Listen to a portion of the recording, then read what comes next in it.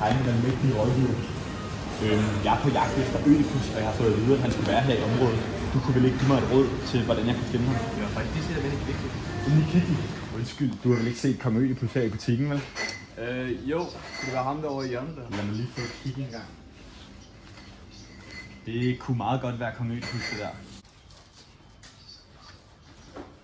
Undskyld, du vil ikke Kong Ødipus af til ben. Det er jeg da, min gode mand. Hej med dig. Godt at møde dig.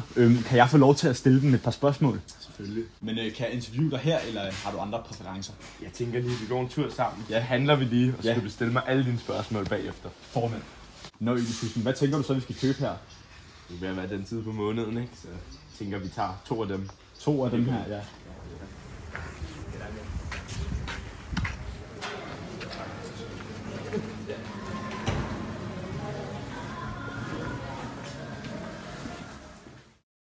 Velkommen til din kongelige bolig. Du sætter dig bare. Ordentligt. Men er du så også klar til interviewet nu, Ødipus? Ja, det er jeg. Fornemt. Som konge i Tibet, hvordan forholder du dig så med, ligesom du ramt af den her pest? Jeg er jo klar over som konge, at den her pest har ramt min by. Og det er jo grusomt. Men det har virkelig fået mig til at reflektere over mine handlinger og min skæbne. Fordi jeg vil gøre alt, hvad jeg overhovedet kan, for at opklare det her mysterium og finde morderen. Da jeg fandt ud af, at pesten havde spredt sig i byen, gik jeg jo direkte til oraklet for at få en vejledning til, hvad vi kunne gøre. For jeg mener helt bestemt, at jeg selv er en del af den her sag. På den måde, at jeg skal opklare sagen. Er du eventuelt skyld i noget her? Altså, jeg har jo hørt, at der har været nogle rygter mellem iblandt folket. Men jeg tror ikke selv på, at de her rygter de er sande. Så hvis du har noget bevis for, at jeg kunne være skyldig i det, vil jeg hellere end gerne se det. Men ud fra min egen opfattelse mener jeg ikke, at jeg selv er skyldig i det. Er der så andre, der ligesom siger, at du er skyldig? Altså, jeg hører jo ting, når jeg går rundt på gaden. Så jeg kan godt mærke den stemning, der har spredt sig i byen. Om at der er flere, der tror, jeg har gjort det. Det vil jeg gerne gentage, det har jeg ikke. Jeg ønsker kun det bedste for Tibet.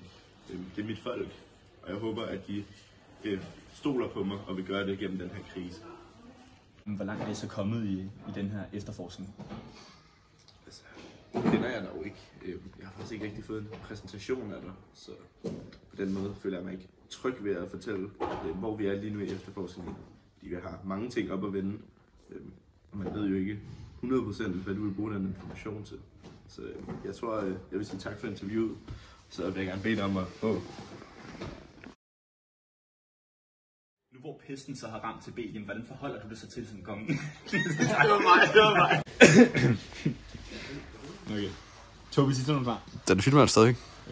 Ja, det er langt. Nå, det er rigtig langt. Nå. Nå. Bro!